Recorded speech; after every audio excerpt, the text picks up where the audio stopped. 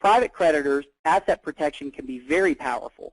And what we're going to talk about as we get to our next page in the PowerPoint are bad business practices that my clients have engaged in pervasively over the past 15 years that have had some dire consequences. Lessons were learned hard, and sometimes you hit the restart button from a monetary standpoint because you lose everything. But if you're young, it's okay. You can rebuild, learn from your mistake, and move on down the road. And I have a lot of clients that fit that bill. The time for asset protection is not when there's a $32 million judgment against you for a failed development. It's before that, because we're not talking about fraudulent conveyance. And I can speak for Rob, and I can certainly speak for myself. I'm not going to engage in fraud to save a client an asset if it could potentially cost me my bar license and prevent me from earning a living for my family. So asset protection is not fraudulent conveyance. They're two completely different things. So when you're talking about private creditors, the number one thing is never keep all your eggs in one basket. You got to divide and conquer. Rob calls it divide and conquer. I was taught it's the octopus theory of business.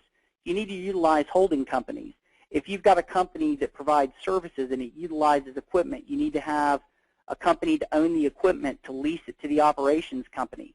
Put those assets in different avenues and in different entities so that in the event while providing a service, you damage property or you injure somebody and they have to satisfy the judgment through the assets of the company, they're limited. And just like an octopus, you can lop an arm off an octopus, but he has the power to regenerate. As long as your holding company and the companies holding your tangible assets are intact, you can always form another business entity and continue on down the road. It is not illegal. It's smart business. You don't have to put all your eggs, you don't have to put all your money and all your assets in one name or in one entity. Diversify it. Make it difficult for your creditors. Don't give them everything on a silver platter. Now, I say that from the standpoint of asset protection. If you're my client and you come to me with a problem, I want to find that. And I hope that you haven't spoken to me or to Rob or someone like us, because I'm going to find your assets and I'm going to take them. And it's what we're going to talk about that allows me to do that on this next page. I think Tony's already come to it. Common business practices that lead to the loss of business and personal assets. And we'll just run through these quickly, and then I want to tell you all the story about my client, John, and I'll use that name, not to offend anyone that may be listening by the name of John, but these are the really hot topic items that I'm seeing repeatedly over and over and over and over again from new clients. They don't seek professional advice when they want to start a business. And oftentimes than not, the biggest mistake I see is they allow their accountants to incorporate their corporations or organize their limited liability companies. And the reason I have a problem with this is because you can go online in any state in the United States and go to your Secretary of State's website and say, what do I got to do to form a corporation? Well, they'll say you need to file articles of incorporation, speaking for Georgia. You need to give us $100. You need to run a $40 ad in your local newspaper giving notice of an intent to incorporate, and then we'll give you a certificate of incorporation. So it's basically filling out some forms, publishing a notice, and sending some checks to a couple of places. Anybody can read instructions and follow instructions on a website, but the Secretary of State's not giving you legal advice. And people will read that and think, well, that's all I got to do. And I'd probably say 95% of the clients that have come into my office with their corporate record books have done just that. And when the accountants do it, if my client does it, they never have a record book. But if the accountant does it, what they'll have is this nice, neat book with gold embossing and a corporate seal, and they'll come in my office and plop it down, and I'll open it up, and I'll see a certificate of incorporation with Georgia Secretary of State, and then right behind that I'll find the bare bones articles of incorporation. There's no notice of publication, and then the book is blank. It'll either have pre-printed blank minutes from the publisher, or it's just got blank pages. And then I get to the stock certificates, and they're blank.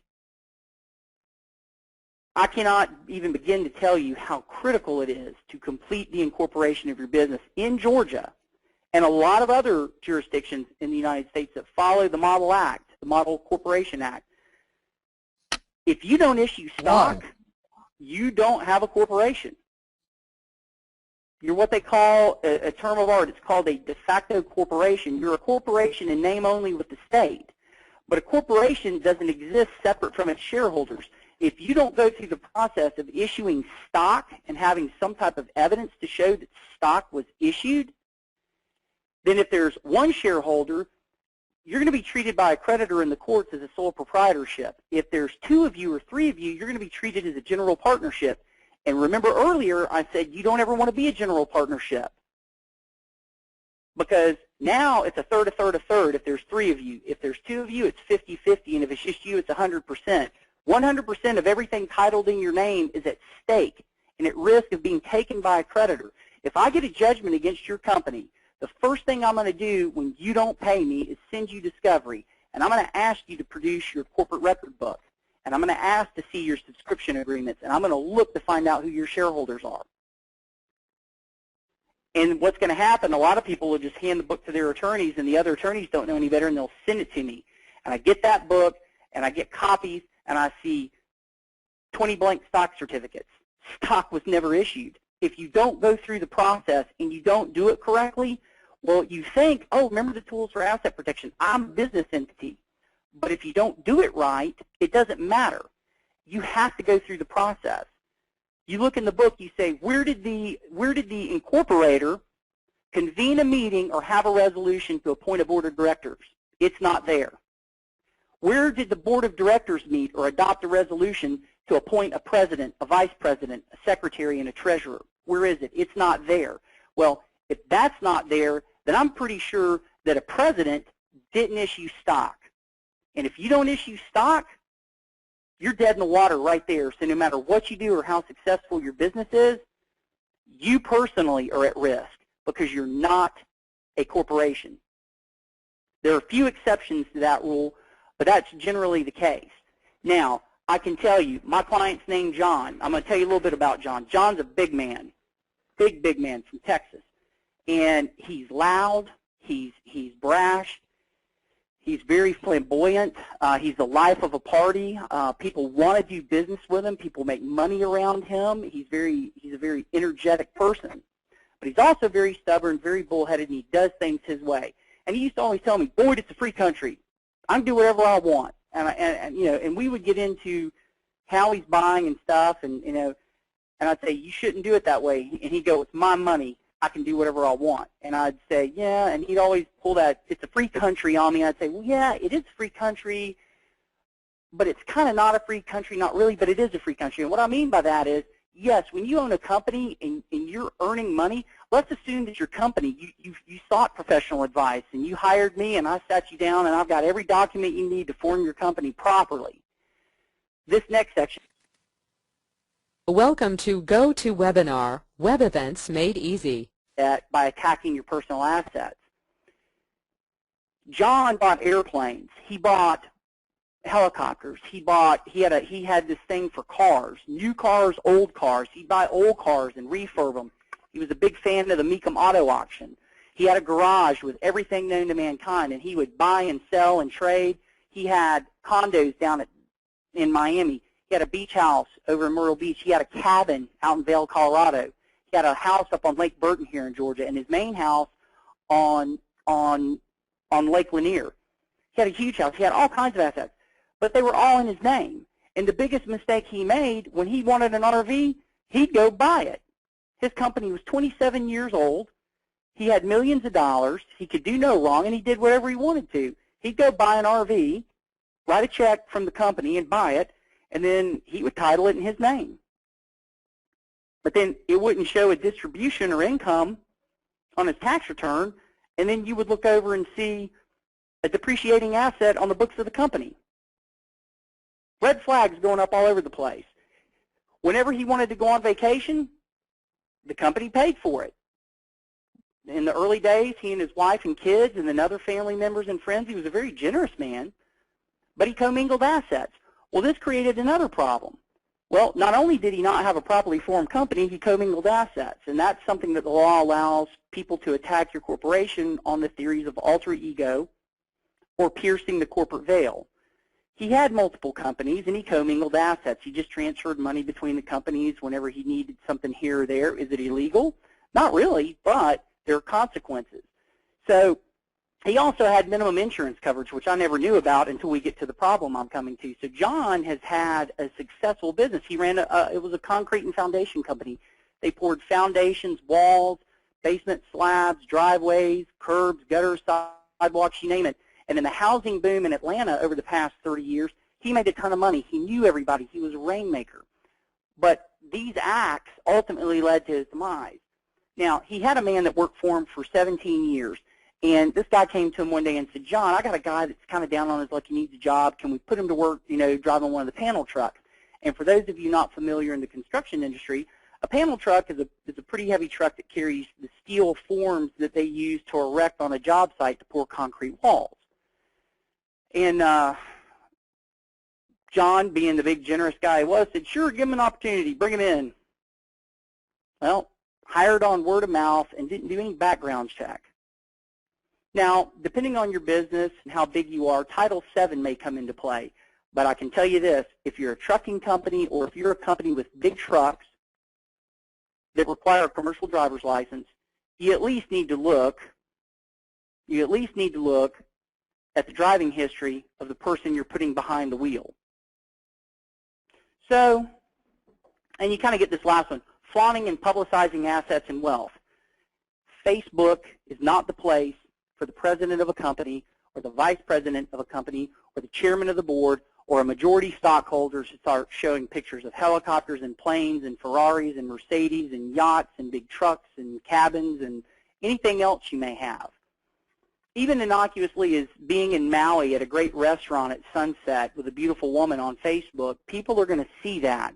And plaintiff's attorneys are using that. The government is using that against you. And electronic communications, emails, text messages, these are all leaving electronic footprints that are subject to discovery. So if you've got assets that you want to protect and keep, it's nobody's business. They're your assets. Don't flaunt it. Don't publicize it. So here we go with John. So they hired this guy. He works for the company for about 6 months, and they're working in a neighborhood in a suburb of Atlanta, north of Atlanta. And on a Monday morning, the guy in June decides it's summertime, he's going to a job site to deliver panels. As he's going into this neighborhood, he's driving through the first phase, and as you can imagine, it's summertime, kids are playing. He runs over and kills a 6-year-old little girl, blonde-haired, blue-eyed little girl. Okay, in your wildest dreams, and in John's, he could never foresee something that horrible happening. I run a construction company. I pour basement walls and slabs and driveways. That's not what we do. The girl died immediately, and shortly thereafter, the insurance companies, some very preeminent plaintiffs' attorneys in the state of Georgia had the case. Well, we start looking at it. That's when we find out John's got minimum insurance. Insurance company comes in, tenders policy limits, says you're on your own, buddy. John immediately panics. He engages in all kinds of fraudulent conveyances. They come in, they get a judgment, and they start looking at how he has run his business. Boyd, and how everything was set up. Go ahead. When they do policy limits, did that mean that they still paid for your defense? Because I'm sure your bill was huge. Did they pay for it, or did they get out of it? They got out of it. Once the policy limits are tendered, the insurance is out. And it depends on the policy, but in most cases, once your policy limits have been tendered, the insurance company has no duty to defend you because they've paid the policy limits. No further duty is owed. So here he is. That girl's life was worth more than $1 million, plus the auto policy, which paid it a little more. So it's a little over $1 million. But the point is, at the end of the day, he had plenty of assets and plenty of money that went beyond the wealth of the company to satisfy the judgment that came down against him. So, Tony, if you would go to the next page. these were the consequences of his failed business. He lost his home. Why? He owned it outright. He had no money on his 12,000 square foot plus home for years. He didn't owe any money on it. It was ripe for the taking. Lost his vacation and secondary residences. Condo in South Beach was paid for. The beach home in Myrtle Beach, gone. Cabin in Vail, gone. Sports cars, gone. Boats, motorcycles, his RV, gone. Timberland and farmland, gone. Stocks, bonds, mutual funds, gone. Oh, yeah, and I forgot, the garnishment and seizure of personal and business bank accounts. This was a very expensive lesson for him. So, Tony, if you go to the very next page, what John ended up realizing, he learned what the ultimate consequence was of failing to implement an asset protection plan. He wanted one, but he couldn't have one because he had too many things and it was all in his name. And he wasn't trying to sell stuff for fair market value. He was trying to just throw it left and right, quit claim this, quit claim that, open this account in so-and-so's name. All that, it was all shut down. It was not entertained at all. So at 59 years of age, after running his successful business for 27 years, he found himself living in an apartment for the first time. He had 4 children, 2 in high school and 2 in college, financially starting over. And that occurred because he failed to take a moment and sit down with an attorney and make sure that he had done things right. Simply because he had a successful business and he was making money, he didn't think he had done anything wrong. And you know what? He didn't intend for that to happen. But he made the conscious decisions before that. Negligence, negligent entrustment, negligent hiring. He's the one that made that decision. So remember, when you are in a company or in a business entity, torts can be brought against the individual as well as the company. So if you're the officer of the company that approved it, knew about it, ratified it, or did it, you're going to get sued personally as well as your company. So you have to understand, when you have a company, they say, oh yeah, if you form a company, you got limited liability. That's exactly what you have, limited liability. You're not responsible for the financial obligations of your business entity unless you sign a personal guarantee or you do all the stuff I just talked about. That, what we've just discussed, is the reason why, when you consider the non-technical aspects of asset protection, you have to implement plans on the front end. Because by the time you get into the situation John was in, it was too late. Boyd, did John, how were John's corporate records? Awful. I told you, when it got down to it, the book comes in, and it was formed 27 years ago. And by the time he brought the book in for me to see it, this was way before the days of being able to file on the internet. The pages were all yellow and worn, and it was back in the day when you had to have a form from the Secretary of State, and you had to fill it out by hand and sign it and write a handwritten check, and then you had to do the articles separately and type them up. And I mean, these things were all done on typewriters. So it was from way back then. Not to mention the fact there wasn't a single annual meeting minute or resolution from the shareholders of the board of directors for 27 years. So not only did he never issue stock, he had a multitude of problems. He did everything wrong. And the scary thing for John is most of the clients that I have come through my door and show me these books and say, I've got this problem or that problem, there's where it is. And it's right there in that book. It's blank. Why is the book blank? What do you mean? Well, the accountant did it. I figured it was good to go. The accountant's not a lawyer. I don't do my clients' taxes. So why would the accountant form their corporations? Boyd, if apparently in this case they pierced the corporate veil, that was the main thing. It was even though he had inadequate insurance, if he'd done his corporate records correctly and hadn't used, just used it as his piggy bank, would you have been more likely to prevail, or would you have prevailed in this?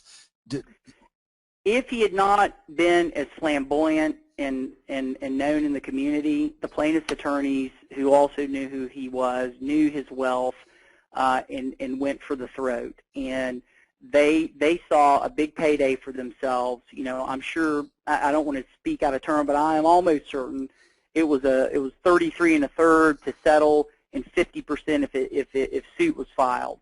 And you know, he had to stop the bleeding at some point, and you know, the judgment was bad. And you know, when you look at things like that, you think, well, could it have been prevented? Sure, it could have. At any point in stage over the past 27 years, at any point in time, before the risk arises, he could have sat down with somebody and said, is my book right? That would have been the first step. And we could have walked him through the shortfalls to prevent the ultimate result of the loss of all the assets. But no, he was, his assets and his business assets and his personal assets were so intertwined and so commingled. If a client came to me now like that, we would shut everything down and start new, because I can't undo that mess. And because you can't undo that mess, the only thing that you can hope for is that you don't ever get sued, or that you don't ever you know, get into a situation where you have an aggressive creditor coming after you, because a lot of that stuff you can't undo. Example, I got a judgment against a company for non-payment of debts, and I started going through stuff. And I've got a good fraud examiner that I use when we do this, and so I had subpoenaed, and it was hard to get, but I got bank records, and I got credit card records, and I got copies of receipts. So in a post-judgment deposition, we had this company that was in the business of making the copper wire for electric motors, and I sat down with the CFO, and I said, are these your credit card charges? Yes. He was also a shareholder of the company, owned a third of the company, and I said, here's a charge from earlier this year at Walmart, and here's your receipt. And I said, there's coffee, paper towels, and diapers. What were the diapers? Oh, my wife and I just had a kid. Boom, done. Pierced the corporate veil, got to him. He bought diapers. Did you pay the company back? No. Did you report it as income or a distribution to yourself? No. Now, that was one of many other charges, but that one thing allowed me to pierce the corporate veil. You can't commingle assets, and there's no formula in Georgia that says you got to do it 10 times in a year, or it has to be over $1,000. A box of Pampers got him. And, you know, and guys, this is so easy to prevent, but so typical. You ask a lawyer to look at a client's corporate records, they give it to the lowest paid, underqualified paralegal or some law student there for a summer, and they just don't know it. It's actually the most boring stuff to do, but it's really important. But it's also the easiest stuff to do. And so you want to make sure that again, when you talk about the non-technical aspects of asset protection, it's doing the planning on the front end. And it's not hard to do. It just requires you to understand that if you run a business, and if you talk to anybody, and for those of you that have successful businesses that have accumulated a lot of money, I would be surprised if you did it without the help from some people along the way, whether it was friends that had similar businesses that gave you good business advice. Hey, I've got this situation. What should I do? Do X, Y, and Z. And, you know, there are risks. And sometimes I've got clients that take huge risks. I say, don't do X, Y, and Z. And then they go do X, Y, and Z and make a ton of money. And they go, I love proving you wrong. And I'm like, well, I hope you always prove me wrong, because I don't want to have the day when you walk in here with the long, sad face, or I get a knock on the door and the receptionist is going, hey, Mr. Jones, there's a deputy here to see you. And I always hate that when they say that, because I don't really know what that means when they say that, but I go down there and I'm the registered agent for a number of companies, and it's somebody getting sued. I had them in here yesterday, you know, and I had to look at the thing and go, here we go again, and I had to call my client. And, you know, you want to make sure that, and the reason asset protection is important from the business context, and in the way I'm talking now, if your assets are out of the reach of the creditors, it puts the settlement power in your hands, not the creditors. Once the creditor has garnished a mutual fund or a savings account, or they've you know, foreclosed on and started to levy on your assets, that's not the time to be negotiating, because you're negotiating from a power of weakness. You always want to be negotiating from a position of power. And if I can't find your assets and it looks like on paper you don't have much, the only thing an attorney can do, and I'm speaking in Georgia and Alabama where I'm licensed, and it's pretty much the same through the rest of the United States, generally speaking, if I get a judgment against you and you don't voluntarily pay it, and let's say it's a contract claim, something that insurance wouldn't be involved with, or even if it is a tort claim, and let's say insurance is involved, but the insurance coverage doesn't cover the value of the judgment, and you don't pay it, the only thing I can do is garnish, levy, or foreclose your assets. So garnishment is where you've given something to a third party to hold. It can be a tangible asset like a boat or a car or an airplane, or it can be intangible assets like money in a bank account or a CD or a mutual fund, stocks in a company, intangibles, things that if I know where they are, I can go take them. But a garnishment occurs where I basically take your assets that are in the possession of third parties. I could garnish your wages at work. I could get a charging order against your company so that if any distributions or earnings are to be distributed to you, they're going to come to me, not you. I can levy on your personal assets or your business assets. I can show up at your shop and start taking tools and equipment. I can show up at your home and start taking assets, collectibles and fine things. Or I can find land that you own and I can have the sheriff sell it. Once I get a judgment against you, the court's going to give me what they call a writ of fire facias in Georgia. We call it a FIFE. In other jurisdictions or in federal courts, they call it a writ of execution. And all it is a court order directing the marshal or the sheriff to seize the debtor's assets to satisfy the creditor. And the sheriffs and marshals will come out with a big moving van, and they will take your stuff and they will store it, and on the first Tuesday of every month, they'll have an auction. And they will sell off your assets to satisfy the creditor's judgment. And what will be fetched and what will be realized and recognized from the sale of your assets at a sheriff's sale will be 1/10 of the value that you would have gotten on the open market for it. So it's probably not going to satisfy the creditor's judgment anyway, and then they're just going to keep coming back at you until you've made arrangements to pay the judgment. Now, Boyd, you've got assets. Well, I know that this is, you've just given us a huge amount of really valuable information. We haven't touched on two things, and there's two things